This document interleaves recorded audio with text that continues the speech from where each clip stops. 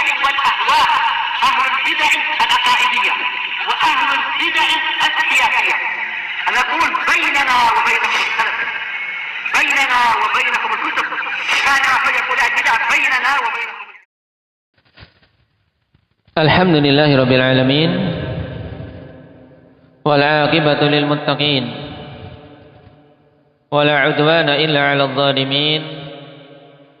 أشهد أن لا إله إلا الله وحده لا شريك له وأشهد أن محمدا عبده ورسوله صلى الله عليه وعلى آله وأصحابه ومن تبعهم بإحسان إلى يوم الدين.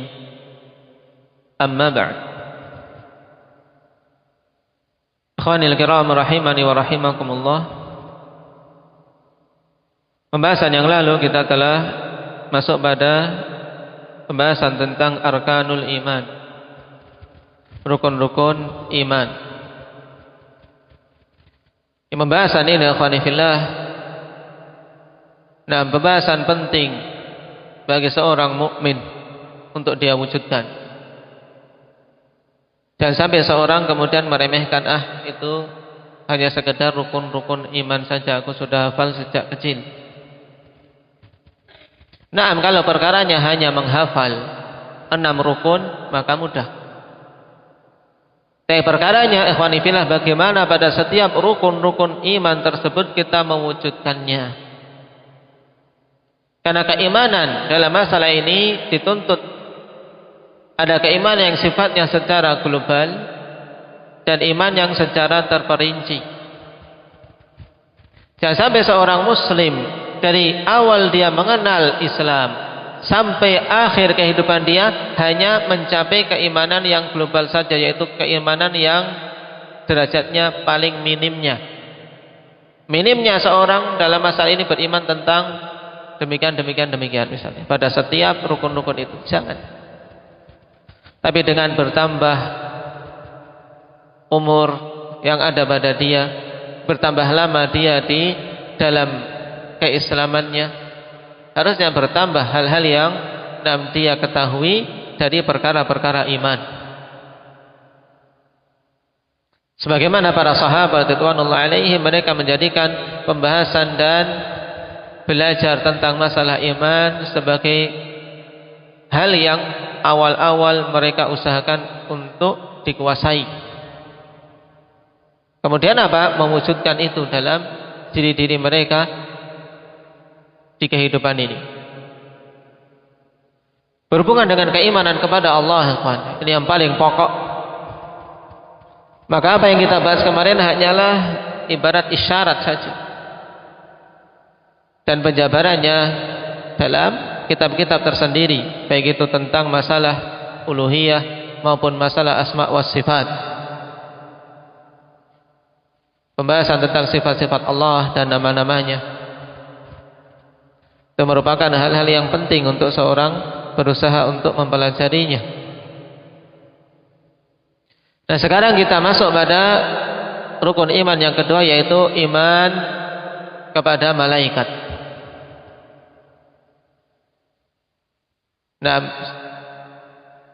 Sekedar pengetahuan bahwasanya iman kepada malaikat adalah rukun yang kedua, insyaallah kita semua sudah mengetahui sejak kecil.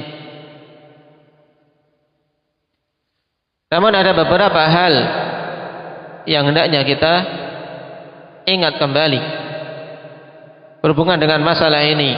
Yang pertama, dari sisi definisi malaikat itu apa? Malaikat ikhwani fillah adalah bentuk jamak dari malakun, malaikatun. Bentuk jamak dari malakun yang diambil dari kata al-aluk atau al-alukah yang bermakna risalah. Bermakna risalah. Jadi ini asal kata malaikat, menunjukkan bahwasanya malaikat adalah rasul, yaitu utusan. Malaikat itu utusan.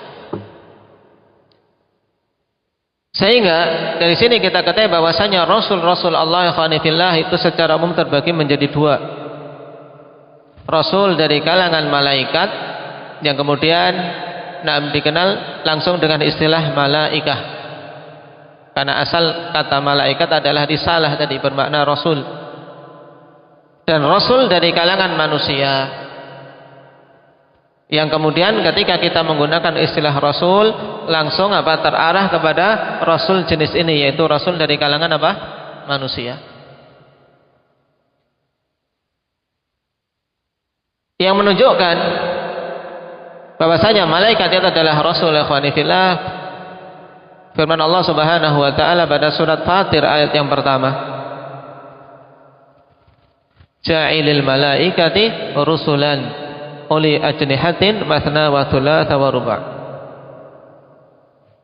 Alhamdulillahi fatiris samawati wal ard ja'ilil malaikati rusulan uli ajnihatin mathna wa thulatha wa ruba'. Segala puji bagi Allah pencipta langit-langit dan bumi yang memiliki yaitu zat yang menciptakan malaikat sebagai utusan-utusan yang memiliki sayap-sayap 22, 33 dan 44. Juga ayat yang lain yang sangat jelas penyebutan dua jenis rasul ini. Apa ayat tersebut? Telah kita lewati dulu. Taib. Allahu yastafi minal malaikati rusulan wa minan nas. Allah memilih dari kalangan malaikat itu rasul-rasul, juga dari kalangan manusia. Nah, ini menunjukkan bahwasanya malaikat adalah rasul-rasul Allah Subhanahu wa taala, tapi dari jenis yang lain, bukan dari jenis manusia. Taib. Ini pengertian secara bahasa. Adapun pengertian secara istilah yang dimaksud dengan malaikat adalah adsamun khuliqat min nurin qadiratin ala tashakkul, yaitu suatu jasad yang diciptakan dari cahaya yang mampu untuk berubah-ubah bentuknya. Manahahumullahul inqiyadat tam, yang Allah anugerahkan kepada mereka ketaatan yang sempurna li amrih, kepada perintah Allah. Jadi tidak ada malaikat bermaksiat. Allah anugerahkan kepada mereka ketaatan yang sempurna. Wal qudrah ala tanfidhi, dan juga diberi anugerah untuk mampu melaksanakan. Berbeda dengan manusia. Min ghairi malalin wala ta'ab, tanpa ada malal,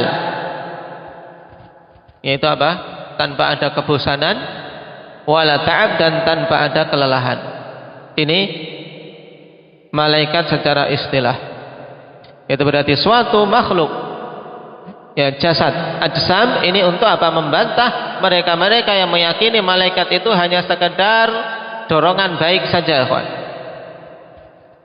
Karena sebagian orang-orang Mu'tazilah tidak mengakui adanya malaikat sebagai suatu makhluk yang memiliki jasad, memiliki jism.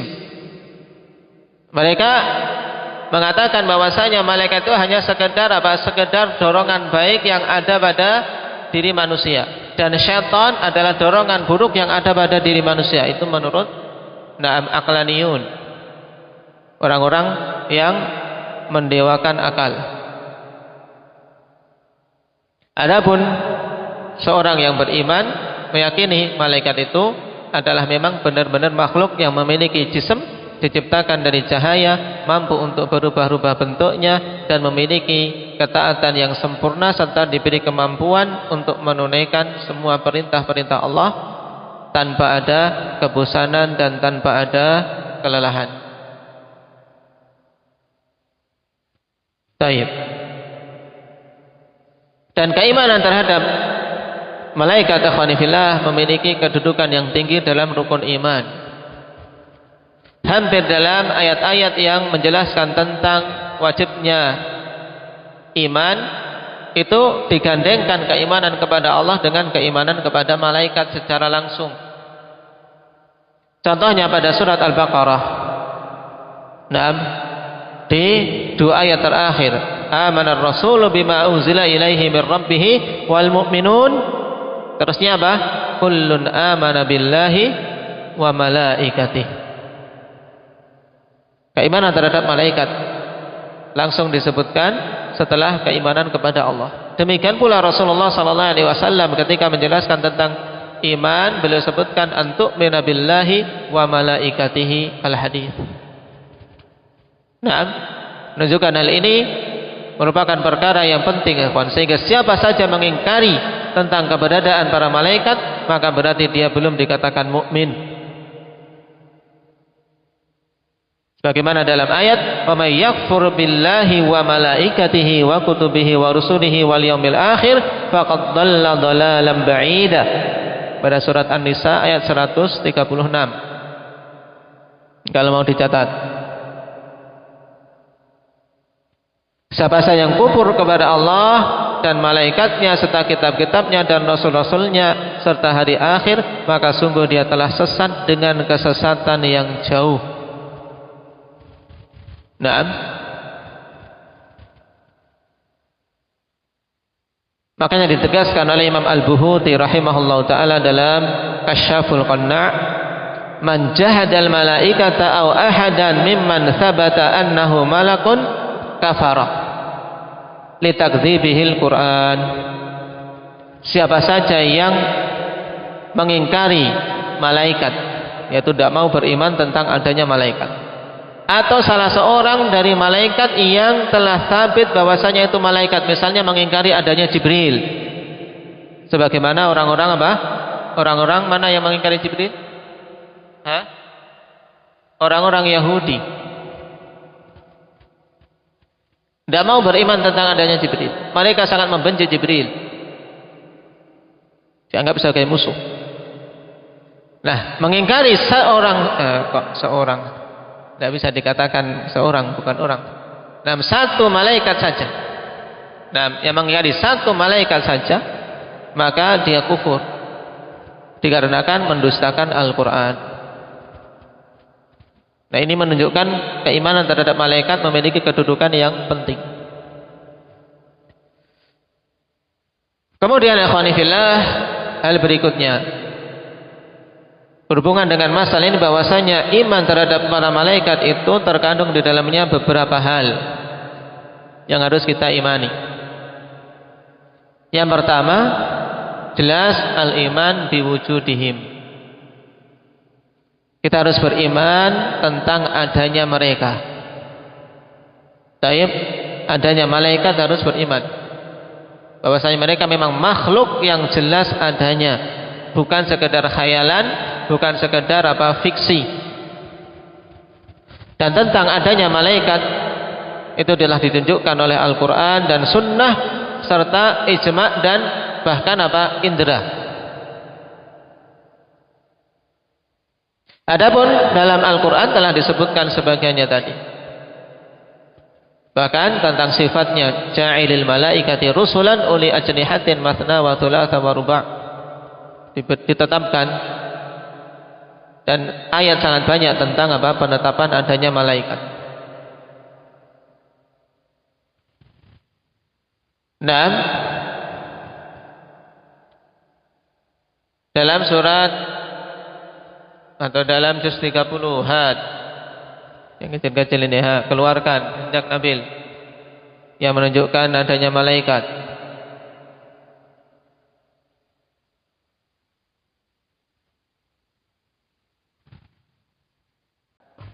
Naam, tanazzalul malaikatu war-ruhu fiha. Al-malaikah wal malaikatu saffan saffa. Naam. Banyak, Naam, wal malaku saffan saffa. Malak. Baik, Hasan.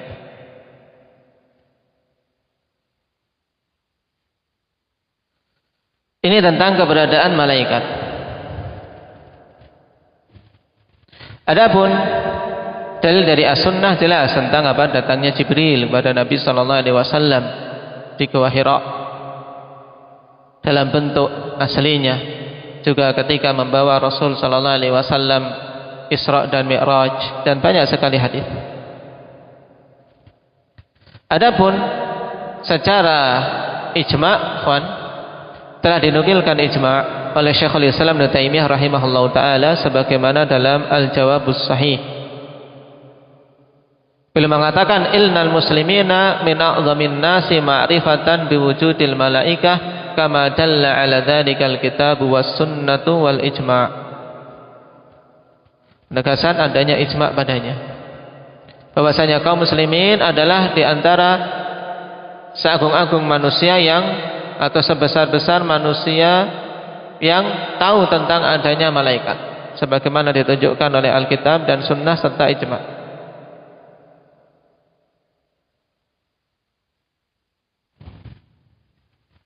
Kemudian secara indera, ikhwan, telah ditunjukkan oleh riwayat dari Ibnu Abbas radhiyallahu anhuma tentang kisah perang Badar. Taib, ketika dalam perang tersebut jumlah kaum muslimin sangat sedikit dibandingkan orang-orang kafir. Tapi dalam perang tersebut dikisahkan bainama rajulun minal muslimin yauma idzin yashtaddu fi ithri rajulin minal musyrikin amamahu idz sami'a darbatan bis sauti fawqahu wa sautal farisi yaqul aqdim haizum fa nadara ilal musyrik amamahu fa kharra mustalqiya. Tatkala seorang laki-laki dari kaum muslimin pada hari perang Badar tersebut sedang apa? Sedang mengejar dengan kuat di belakang seorang laki-laki dari musyrik yang ada di depannya. Jadi dia ngejar, ya, musyrik yang ada di depannya itu, nah, mau apa? Mau dia bunuh. Tapi apa? Belum dia mau membunuh sudah mendengar suara lecutan apa? Lecutan cemeti di atasnya. Kemudian suara penunggang kuda mengatakan aqdim haizum. Kemudian dilihat musyrik tadi sudah jatuh tersungkur. Beres sudah.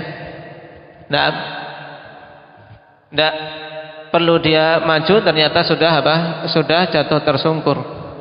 Kemudian dilihat laki-laki tersebut ternyata apa?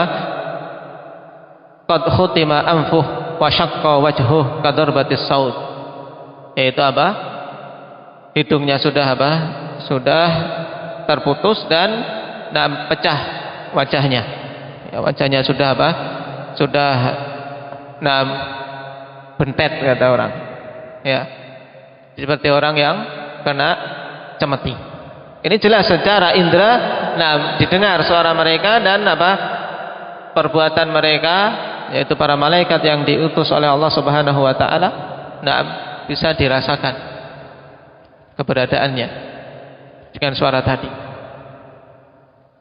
Dan memang pada perang Badar, ikhwani fillah, Allah Subhanahu wa taala turunkan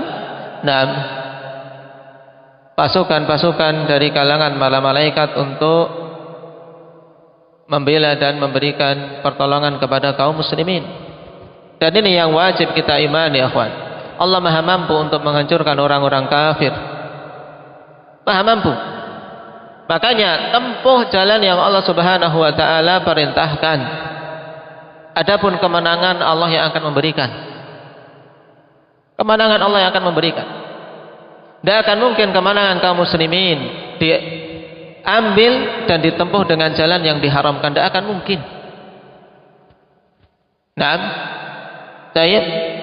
Semua logika-logika, kaidah-kaidah yang dibuat-buat manusia, Pak, tatkala menyelisihi inti dari hal ini, yaitu perjuangkan Islam dengan cara yang Allah izinkan, itu akan mendapatkan hasil. Tapi kalau memperjuangkan Islam dengan cara yang tidak diizinkan, dengan cara yang diharamkan, tidak akan mungkin ada hasilnya.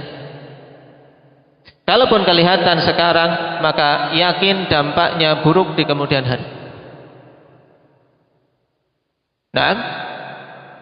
Kenapa? Karena Allah Subhanahu wa taala janjikan kemenangan, janjikan kekuasaan tatkala kita beriman dan beramal soleh. Wa'adallahu alladhina amanu minkum wa 'amilus shalihat la yastakhlifannahum fil ardi kama stakhlafal ladzina min qablihim. Ini wajib kita imani. Allah janjikan kepada orang-orang yang beriman di antara kalian dan beramal soleh untuk dijadikan penguasa di muka bumi, diberi kekokohan di muka bumi sebagaimana orang-orang terdahulu diberi kekokohan. Tidak Allah janjikan kepada orang-orang yang mengikuti partai, orang-orang yang ikut demonstrasi dan seterusnya. Tidak akan mungkin Islam tegak dengan cara yang tidak datang dari Islam. Itu wajib kita imani ya. Lalu bagaimana semua kekhawatiran itu muncul? Kalau tidak ikut partai bagaimana Islam menang? Kalau tidak ikut demonstrasi bagaimana menyuarakan kebenaran ini dan itu? Nah, ini semuanya ikhwani fillah. Kenapa? Karena hanya memakai logika saja, lalai dengan sisi-sisi keimanan. Kalau mau memakai logika, kaum muslimin di perang Badar harusnya kalah. Nah, persenjataan kurang, jumlahnya kurang. Seandainya satu mampu bertahan saja, kalau dikeroyok oleh pasukan setelahnya ya habis. Tapi Allah Subhanahu wa taala memberikan pertolongan. Demikian pula kita, seandainya keimanan ini dikokohkan, kemudian ikuti bimbingan Nabi, hatta tarji'u ila dinikum, sampai kalian kembali kepada agama kalian, baru kalian akan mencapai kekokohan. Tapi ini banyak tidak diimani. Katanya jalannya terlalu panjang. Sebagaimana banyak manusia mengkritisi ketika berdialog dengan Syekh Albani, jalan kalian salafiyun terlalu panjang, sehingga kalian pengecut dan ikut demonstrasi. Ya, jalan kalian terlalu panjang. Kata beliau dengan jawaban sangat mudah. Bukan urusan kita ketika kita berjalan ini sampai di ujungnya itu kapan. Bukan urusan kita. Yang menjadi kewajiban kita adalah kita tetap berada di atas jalan itu. Adapun tercapainya tujuan itu baik dengan sebab kita atau generasi setelahnya, itu kembali kepada Allah. Tapi yang menjadi kewajiban kita saat ini adalah bagaimana kita berada di atas jalan itu. Seandainya kita sekarang mendidik anak-anak kita di atas tauhid, kemudian generasi berikutnya di atas tauhid dan sunnah, yakin entah kapan mesti akan tercapai, baik dengan sebab kita atau dengan sebab generasi setelahnya, selama di atas sunnah dan menjauhi penyelisihan syariat. Allah mudah ya kawan. Tidak perlu demonstrasi. Kalau kita yakin menempuh sebab yang syar'i, sangat mudah bagi Allah untuk mengubah hati-hati pemimpin yang tadinya zalim menjadi adil. Mudah bagi Allah. Allah berikan hidayah kepadanya, kemudian bertobat. Bisa enggak? Bisa.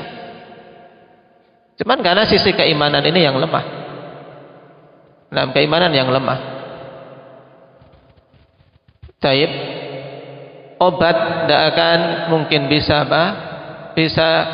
menghasilkan kesembuhan ikhwanifillah yang baik dari obat yang muharram. Sebagaimana dalam hadis, innallaha lam yaj'al shifaa ummati mimma hurima alaih. Allah tidak akan menjadikan obat bagi umatku itu dari hal yang diharamkan, pada hal yang sifatnya obat jasad kita atau obat untuk penyakit umat ini secara keseluruhan sama.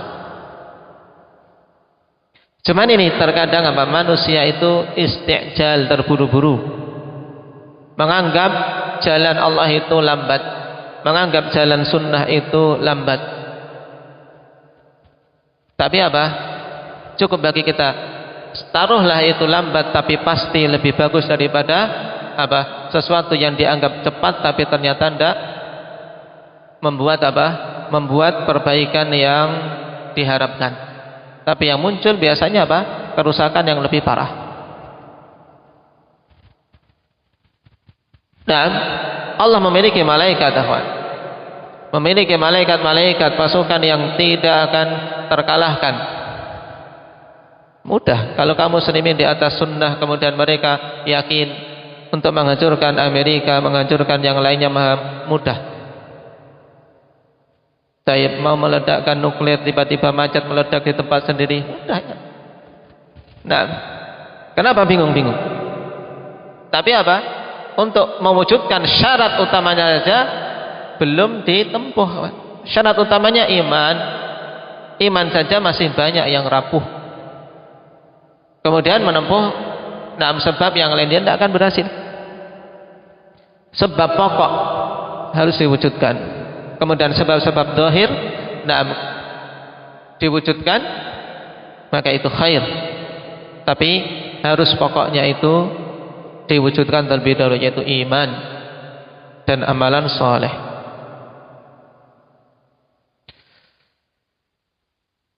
Perkara kedua yang wajib kita imani berhubungan dengan para malaikat, yaitu iman tentang unsur dengan apa mereka diciptakan, atau dengan unsur apa para malaikat diciptakan. Nah, kita beriman bahwasanya malaikat diciptakan dari nur. Dari nur.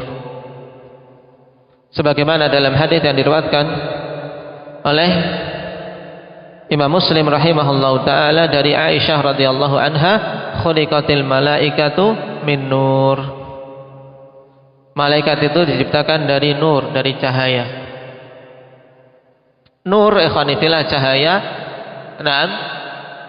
yaitu cahaya yang bisa memberikan kemanfaatan dengan apa?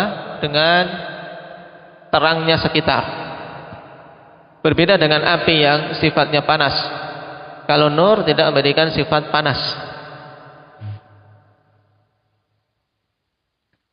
Kemudian beriman tentang sifat-sifat penciptaan mereka dan sifat yang telah Allah Subhanahu wa taala jelaskan maupun Rasulullah sallallahu alaihi wasallam sebutkan dalam hadis-hadis beliau.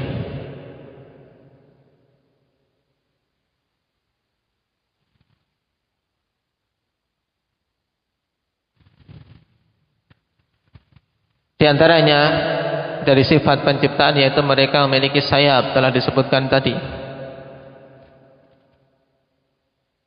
Kemudian mampu untuk mengubah-ubah bentuknya, mampu untuk mengubah bentuk seperti manusia, seperti datangnya Jibril dalam bentuk seperti Dihyah Al-Kalbi, seorang sahabat yang dikenal dengan apa? Kegagahannya. Jibril datang menyerupai sahabat tersebut.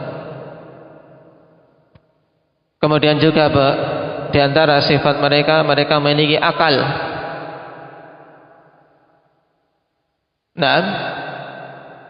Memiliki akal yang dengannya mereka paham.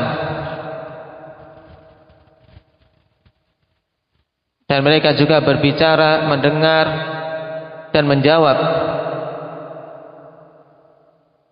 Hal ini ditunjukkan dalam surat Al-Baqarah ayat 30. Wa idz qala rabbuka lil malaikati inni ja'ilun fil ardi khalifah. Qalu ataj'alu fiha man yufsidu fiha wa yasfiku ad-dima' wa nahnu nusabbihu bihamdika wa nuqaddisu lak. Qala inni a'lamu ma la ta'lamun. Di sini menunjukkan para malaikat mendengar, mereka juga bisa menjawab, bisa berbicara. Dan di sini juga mereka bisa paham, memahami apa yang Allah Subhanahu wa taala perintahkan.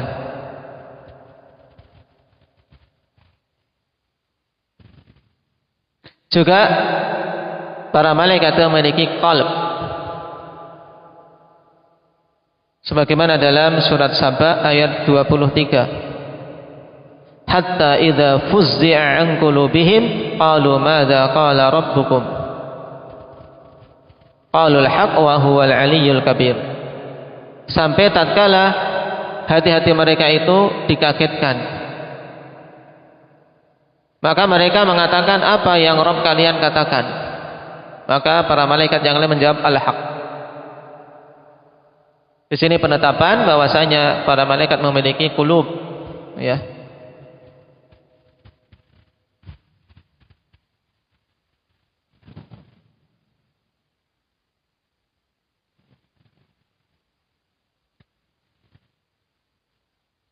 Juga di antara hal yang diimani berhubungan dengan perkara ketiga ini tentang sifat-sifat mereka, yaitu bahwasanya malaikat memiliki apa? Penciptaan dan jism yang besar.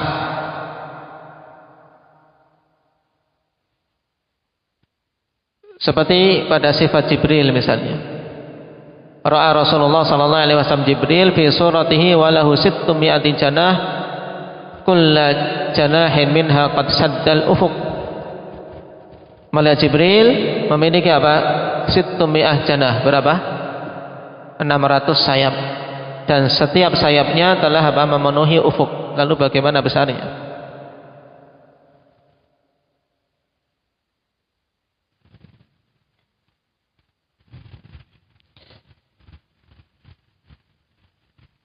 Demikian pula sifat malaikat, di antara malaikat Allah, malaikat pemikul arsy misalnya.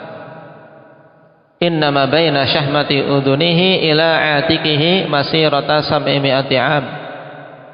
Itu jarak antara apa? Syahmati udun sampai atik, yaitu apa? Akhir dari di telinga ini sampai atik, sampai pundak.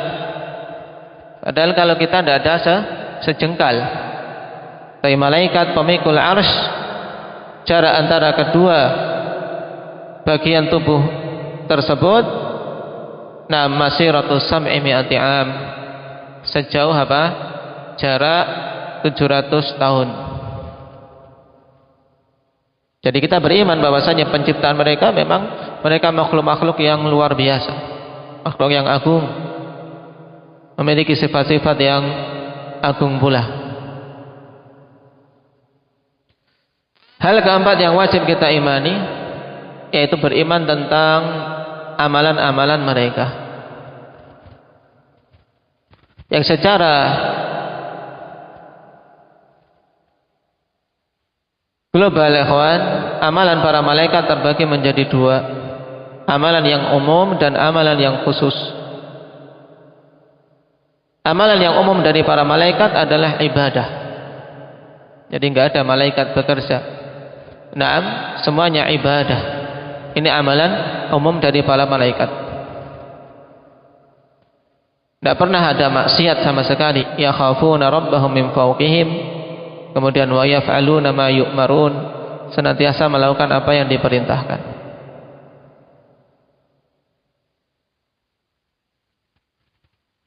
Juga dalam surat At-Tahrim Allah tegaskan la ya'sunallaha ma amarahum wa yaf'aluna ma yu'marun. Ini menunjukkan mereka amalannya hanya ibadah, semuanya ibadah. Kemudian juga disifati dengan apa? Kesinambungan, tidak pernah ada hentinya. Yusabbihuna al-laila wan nahar apa? La yafturun. Terus menerus bertasbih, siang dan malam tidak pernah berhenti. Dalam surat Al-Anbiya ayat 20. Ini apa? Amalan yang sifatnya umum. Adapun amalan-amalan yang khusus insyaallah kita ambil pada pertemuan yang akan datang. Nah, dan beberapa hal lain yang berhubungan dengan keimanan terhadap para malaikat. Nasallallahu taufiq wassadad. Subhanakallahumma bihamdik asyhadu an la ilaha illa anta astaghfiruka